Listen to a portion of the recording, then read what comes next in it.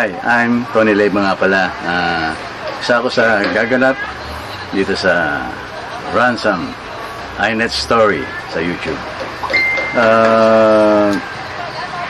Ako'y bilang isang pulis na kasi may anak ako rito na babae. Medyo ang role ko rito isa akong tatay na very lagi kong iniisip yung anak ko kasi babae.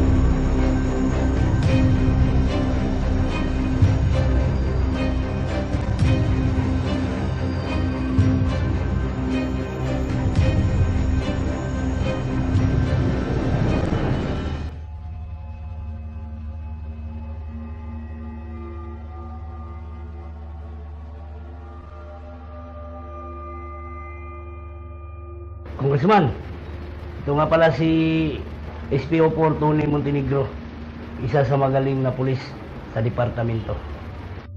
Siya ba? Maasahan ba siya? Opo, Congressman. Magaling po yan. Maasahan ka ba? Opo, Congressman. Sigurado ka? Opo. Lahat ng paggagawa ko sa'yo? Opo. Sige.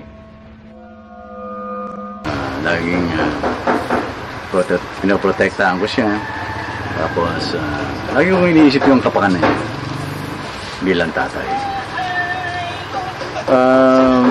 Sinute namin to actually mapagyo last week of August. Mahirap dahil umulan.